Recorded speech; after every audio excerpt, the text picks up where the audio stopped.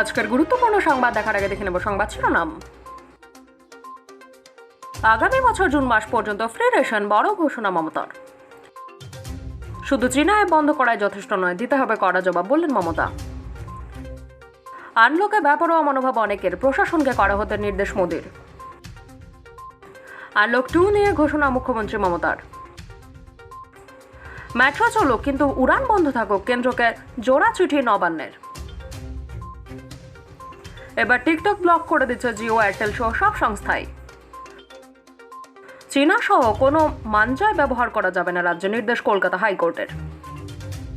Updates পেতে subscribe করুন এই ফেরিওয়ালা চ্যানেলটিকে এবং সবার আগে নোটিফিকেশন পেতে প্রেস করুন পাশে দেওয়া বেল আইকনটিতে। নভেম্বর অর্থাৎ দেওয়ালি পর্যন্ত ফ্রি রেশন দেওয়ার কথা ঘোষণা করেছেন প্রধানমন্ত্রী নরেন্দ্র মোদী। ये फैसला लिया गया है कि प्रधानमंत्री गरीब कल्याण अन्न योजना का विस्तार अब दिवाली और छठ पूजा तक यानी नवंबर महीने के आखिर तक कर दिया जाएगा। यानी 80 करोड़ लोगों को मुफ्त अनाज देने वाली ये योजना अब जुलाई, अगस्त, सितंबर, अक्टूबर, नवंबर में भी लागू रहेगी। सरकार द्वारा इन 5 महीनों के लिए 80 करोड़ से ज्यादा गरीब भाई बहनों को हर महीने परिवार के हर सदस्य को 5 किलो गेहूं या 5 किलो चावल मुफ्त मुहैया कराया जाएगा और साथ ही प्रत्येक परिवार को हर महीने 1 किलो चना भी मुफ्त दिया जाएगा। এরপরই ফ্রি রেশনের মেয়াদ আরও বাড়িয়ে দিলেন মুখ্যমন্ত্রী মমতা বন্দ্যোপাধ্যায়।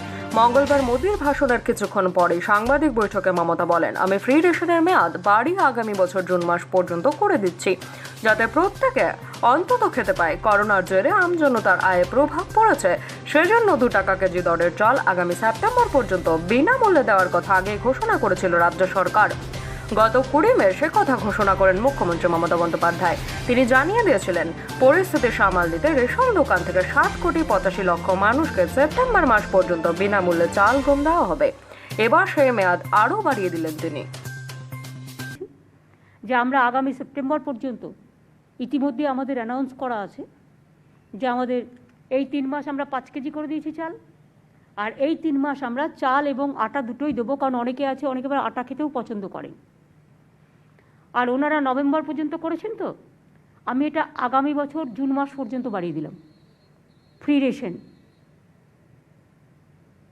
আগামী বছর জুন মাস পর্যন্ত বাড়িয়ে দিলাম যাতে লোকে দুটো খাদ্য খেতে পারে। ওনারা আজ দেবেন কাল দেবেন না। এবং আমার একটা রিকোয়েস্ট থাকবে, 1 নেশন 1 রেশন এসব বলার থেকে যে রেশনটা ওনারা দিচ্ছেন মনে রাখবেন 60% লোক পাচ্ছে, 40% পাচ্ছে না। 5 কেজি করে যেটা দেওয়া হচ্ছে, তাই তো 60% লোক বেঙ্গলে কভার হচ্ছে সারা দেশে, 40% ওনারা যেটা 100% বলেছেন ভুল বলেছেন। কি চিফ সেক্রেটারি কি বলবেন? শুধুমাত্র চীনা অ্যাপ বন্ধ করায় যথেষ্ট জবাব নয়, কড়া জবাব দেওয়ার কথা ভাবতে হবে প্রধানমন্ত্রী নরেন্দ্র মোদীকে।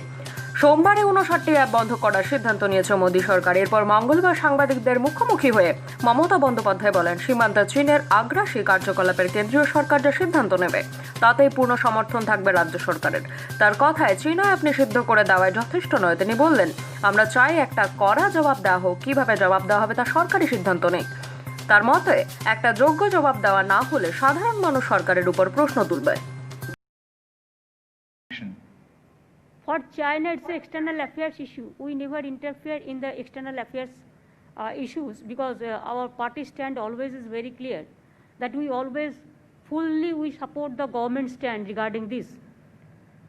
But if government takes any stand against China, we want that it should be implemented in toto. We have to be very aggressive, one side and other side, that diplomacy, the peaceful coexistence, the negotiation, both the side, whatever will suit to my motherland, my country, there we have to act. Only some apps, to ban some apps will not give you the result. We want to give China a befitting reply. But how do we do it? That they have to decide. Otherwise, people of this country may ask the question that what is the government stand? Am I clear? লকডাউনের সময়ে সবাই যতটা নিয়ম মেনে চলেছেন, unlock পর্বে দেখা যাচ্ছে সেটা হচ্ছে না। অনেকেই বেপরোয়া মনোভাব দেখাচ্ছেন, এতে বিপদ বাড়বে। তাই এখন প্রশাসনকে এ নিয়ে কড়া অবস্থান নিতে হবে। 1 জুলাই থেকে আনলক 2 শুরু হওয়ার ঠিক আগে দেশবাসীকে সতর্ক করার পাশাপাশি প্রশাসনকে কড়া হওয়ার বার্তা দিলেন প্রধানমন্ত্রী নরেন্দ্র মোদী। প্রধানমন্ত্রী ভাষণে বলেন, মৃত্যুর হারের ক্ষেত্রে বিশ্বের অনেক দেশের তুলনায় ভারত অনেকটাই ভালো জায়গায় রয়েছে। এটা হয়েছে সঠিক সময়ে লকডাউন ও অন্যান্য সিদ্ধান্তের ফলে। এর জন্য দেশের লক্ষ লক্ষ মানুষের জীবন রক্ষা পেয়েছে। সেই সতর্কতা এখনও অবলম্বন করতে হবে। প্রধানমন্ত্রী এদিন বলেন, বিশ্বজুড়ে করোনা মহামারীর বিরুদ্ধে লড়াই এখনও চলছে। ভারত দীর্ঘ লকডাউন কাটানোর পর এখন আনলক পর্বে প্রবেশ করেছে। এখন আবার দেশে বর্ষাকাল চলছে। এই সময়ে ঠান্ডা লাগা, সর্দি, কাশি, জ্বরের ঘটনা বেড়ে যায়। তাই এখন বেশি করে সাবধানে ও সতর্কতার সঙ্গে চলতে হবে। নরেন্দ্র মোদী এদিন কিছুটা ক্ষোভের সঙ্গেই বলেন, দেশে আনলক পর্ব শুরু হওয়ার পরে অনেকেই ব্যক্তিগত ও সামাজিক ব্যবহারে বেপরোয়া মনোভাব দেখাচ্ছেন। প্রথম দিকে সবাই মাস্ক, 2 গজ দূরত্ব বজায় রাখা বা দিনে 2 বার 20 সেকেন্ড সময় নিয়ে সাবান জলে হাত ধুয়ে নেওয়ার ব্যাপারে খুবই সতর্ক ছিলেন। কিন্তু আনলক পর্বে সেটা কমেছে। এটা খুবই বিপজ্জনক হতে পারে বলেও সতর্ক করেন তিনি। প্রধানমন্ত্রী বলেছেন, যারা বেপরোয়া মনোভাব দেখাচ্ছেন তারা বুঝতে পারছেন না যে তারা করোনার বিরুদ্ধে দেশের লড়াইকেই আসলে দুর্বল করছেন। এ ধরনের মানুষদের বেপরোয়া মনোভাবে রাশ টানতে হবে এবং নিয়ম পালন করতে হবে। समय पर किए गए लॉकडाउन और अन्य फैसलों ने भारत में लाखों लोगों का जीवन बचाया है। लेकिन हम ये भी देख रहे हैं कि जब से देश में अनलॉक 1 हुआ है, व्यक्तिगत और सामाजिक व्यवहार में लापरवाही जरा बढ़ती ही चली जा रही है। पहले हम मास्क को लेकर, 2 गज की दूरी को लेकर 20 सेकंड तक दिन में कई बार हाथ धोने को लेकर बहुत सतर्क थे। लेकिन आज जब हमें ज्यादा सतर्कता की जरूरत है, तो लापरवाही बढ़ना बहुत ही चिंता का कारण है। 30 জুন শেষ হচ্ছে আনলক 1। বুধবার 1 জুলাই থেকে শুরু হচ্ছে আনলকের দ্বিতীয় পর্ব। ইতিমধ্যে গতকাল কেন্দ্রীয় সরকার তার গাইডলাইন প্রকাশ করেছে। এদিন নবান্নে সাংবাদিক বৈঠক করে মুখ্যমন্ত্রী মমতা বন্দ্যোপাধ্যায় কয়েকটা ছাড়ের কথা ঘোষণা করেন। মুখ্যমন্ত্রী জানিয়েছেন, এবার থেকে বিয়েবাড়ি ও শ্রাদ্ধ বাড়িতে 50 জন উপস্থিত থাকতে পারবেন। আনলকের প্রথম পর্বে এই সংখ্যাটা ছিল 25 জন, তা বাড়িয়ে 50 জন করার কথা ঘোষণা করেন মুখ্যমন্ত্রী। করোনা সংক্রমণের সতর্কতা এক জায়গায় অনেক লোক জমায়েত নিষেধাজ্ঞা জারি রয়েছে। রাজনৈতিক জমায়েতের পাশাপাশি নিষেধাজ্ঞা জারি রয়েছে ধর্মীয় জমায়েতেও। যদিও যাদের বিয়ে হচ্ছে তাদের মন খারাপ, ইচ্ছা থাকলেও ঘনিষ্ঠ পরিচিতদের ডাকা যাচ্ছে না। এদিন মুখ্যমন্ত্রী বলেন, যারা বিয়ে বাড়িতে আসতে পারবেন না তাদের হোম ডেলিভারিতে খাবার পাঠিয়ে দেবেন।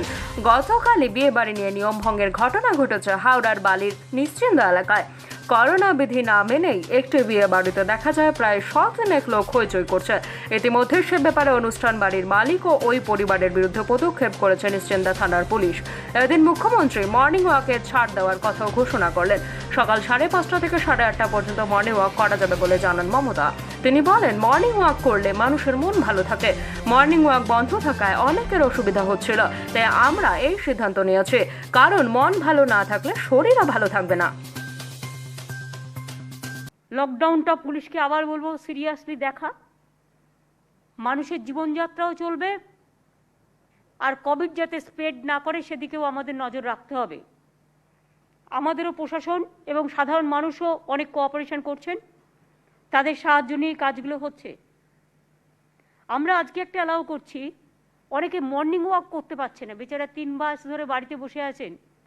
মর্নিং ওয়াক না করতে পারলে তার ঠিক মন মেজাজ ভালো থাকে না, এবং এটা একটা মুক্ত নিঃশ্বাস, মুক্ত বিশ্বাস, এটা ফিজিক্যালি ডিস্টেন্সিং মেনটেন করেই করতে হবে। সুতরাং মর্নিং ওয়াকটা আমরা অ্যালাউ করছি, যেহেতু রাত্রি 10টা থেকে 5টা পর্যন্ত লকডাউন পিরিয়ড, সারাদিনই থাকছে, বাট এটা একদম লকডাউন, সেই জন্য 5টা 30 থেকে 8টা 30 পর্যন্ত। তারপরে কিন্তু এটা আর হবে না, কারণ আমাদের সবটাই সেগ্রিগেট করে করতে হচ্ছে। মর্নিং ওয়াকে যারা যাবেন 5:30 সকাল থেকে 8:30 পর্যন্ত অ্যালাউ থাকবে, তাও একসাথে সবাই গাদা গাদা লোক মিলে নয়, যে মানে একটু সোশ্যালি ডিস্টেন্সিং মেনটেন করে করতে হবে, মাস্ক পরে, গ্লাভস পরে, দরকার হলে মাথাটা ঢাকবেন, গিয়ে যে কায়দায় পারেন।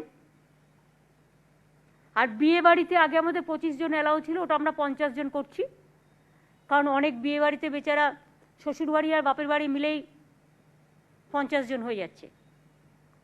সুতরাং সেই জন্য আমরা এটা অ্যালাউ করছি।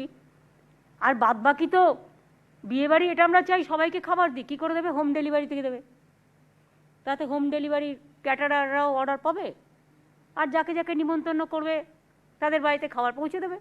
এটা জাস্ট আমার একটা মানে সিম্পল বুদ্ধি। সেজন্য বিয়ে বাড়িটা আমরা 25 থেকে 50 করলাম।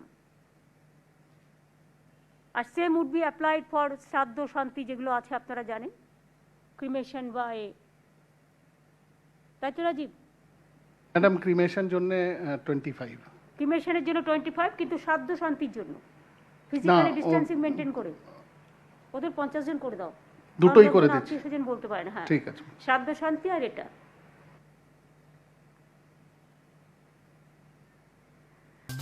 বুধবার থেকে শুরু হয়েছে আনলক পর্ব 2। তার আগের দিন উড়ান ও ট্রেন চালানোর উপর নিষেধাজ্ঞা নিয়ে মঙ্গলবার কেন্দ্রকে জোড়া চিঠি দিল রাজ্য সরকার।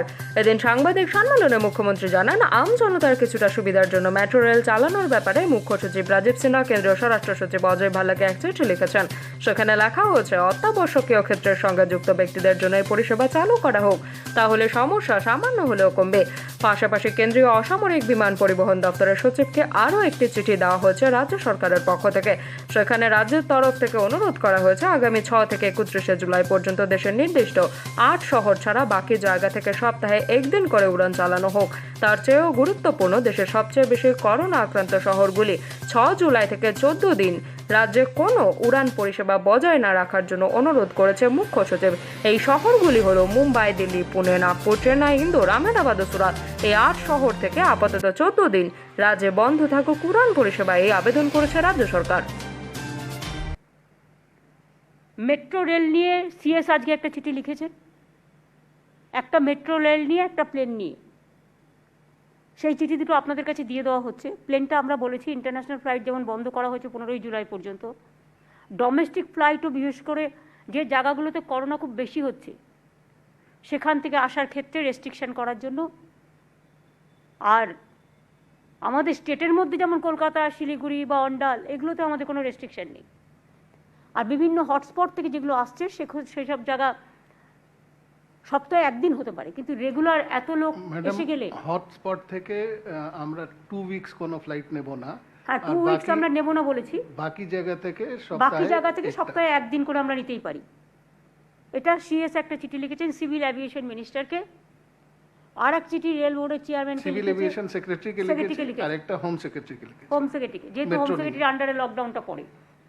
আর 2 হচ্ছে আর একটা চিঠি লিখেছে চিফ সেক্রেটারি, সেটা হচ্ছে মেট্রো রেলের ব্যাপারে, যে আমরা হোম সেক্রেটারিকে লিখেছেন।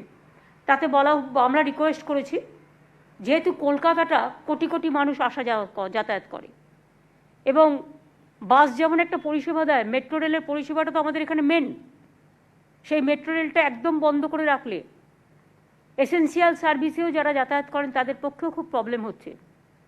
আমরা বাস ইতিমধ্যেই যতটা পেরেছি সরকারি বাস আমরা নামিয়েছি, এবং মেট্রোকে আমরা রিকোয়েস্ট করছি with limited capacity, at least essential সার্ভিসের সাথে যারা যুক্ত আছেন তাদের জন্য একটা যদি চালু করেন, তাহলে অন্তত কিছুটা লোক মেট্রোতে চলে গেলে বাদবাকিটা বাসে আমরা অ্যাডজাস্ট করে দিতে পারি, সরকারি বাসে। সোমবার রাতে সমস্ত টেলিকম অপারেটরগুলিকে টিকটক সহ সমস্ত চীনের অ্যাপ ব্লক করে দেওয়ার নির্দেশ দেয়। এরপরই জানা যাচ্ছে যে জিও, এয়ারটেল, হেথওয়ে সহ বেশ কয়েকটি internet service provider TikTok block করে দিচ্ছে। এর ফলে এই সমস্ত গ্রাহকেরা আর টিকটক ব্যবহার করতে পারছেন না, এমনকি প্লে স্টোর খুললেও তা মিলছে না, অর্থাৎ কোনোভাবেই দেখাবে না। প্রসঙ্গত রাতের মধ্যে অ্যান্ড্রয়েড ও iOS থেকে উধাও হয়ে গিয়েছে টিকটক। চীনা অ্যাপ নিষিদ্ধ করার সিদ্ধান্ত নেওয়ার পরই এমন ঘটনা চোখে পড়েছে, এমনকি চীনের অ্যাপগুলি আর মিলছে না। অনেকেই টুইটারে লিখেছেন, এরপরই এই বিষয়ে মুখ খুলেছেন এই চীনা সংস্থা। এই অ্যাপ নিষিদ্ধ হওয়ার বিষয়ে এবার সরকারের সঙ্গে কথা বলতে চলেছেন এই সংস্থা। কেন অ্যাপ নিষিদ্ধ করা হলো তার ব্যাখ্যা চাওয়া হয়েছে সরকারের কাছে। টিকটকের ভারতীয় শাখার প্রধান নিখিল গান্ধী একটি বিবৃতি প্রকাশ করেছেন। তিনি টুইটারে লিখেছেন, সরকারের তরফ থেকে টিকটক নিষিদ্ধ করা হয়েছে। আমাদের তরফ থেকে সরকারের সঙ্গে কথাবার্তা চলছে। ভারতীয় আইন মেনেই আমরা ডেটা সংরক্ষণ করি। ভারতীয় গ্রাহকদের ডেটা চীন বা অন্য কোনো সরকারের সঙ্গে আদান প্রদান করা হয় না। ভবিষ্যতেও আমরা এমন কিছু করব না। ঘুড়ির সুতোয় চীনা সহ কোনো মাঞ্জায় ব্যবহার করা যাবে না। রাজ্যে জনস্বার্থ মামলা শুনানির শেষে মঙ্গলবার চাপ জানালো কলকাতা হাইকোর্ট। নির্দেশ কার্যকর করতে রাজ্যকে যথাযথ ব্যবস্থা গ্রহণ করতে বলা হয়েছে। এদিন হাইকোর্টের নির্দেশে দুর্ঘটনা কমবে বলে আশাবাদী রাজ্যবাসী। মাঞ্জার সুতো বারবার মরণ ফাঁদ হয়ে উঠেছে। বিভিন্ন উড়ালপুলে একাধিক বা শুধু এই মাঞ্জা সুতোর কারণে ভয়ঙ্কর দুর্ঘটনার কবলে পড়তে হয়েছে বাইক আরোহীদের। কেউ মাঞ্জা সুতোয় রক্তাক্ত হয়ে বাড়ি ফিরেছেন, কারোর প্রাণহানি ঘটেছে। জানা গিয়েছে 2019 ডিসেম্বরে পরিবারের সঙ্গে ঘুরতে বেরিয়েছিলেন এক আইনজীবী। সেদিন মাঞ্জায় রক্তাক্ত হন তিনি, কেটে যায় থুতনি। এরপরে হাইকোর্টে জনস্বার্থ মামলা করেন এই আইনজীবী। সেই মামলার শুনানি শেষে মাঞ্জা নিষিদ্ধ বলে ঘোষণা করল প্রধান বিচারপতি ডিভিশন বেঞ্চ। উল্লেখ্য, গত 25 মার্চে মাঞ্জা দেওয়া সুতো ব্যবহার নিষিদ্ধ করে একটি বিজ্ঞপ্তি জারি করেছিল রাজ্য সরকার। তবে এবার হাইকোর্টের নির্দেশের পর পরিস্থিতি আয়ত্তে আসবে বলে মনে করা হচ্ছে।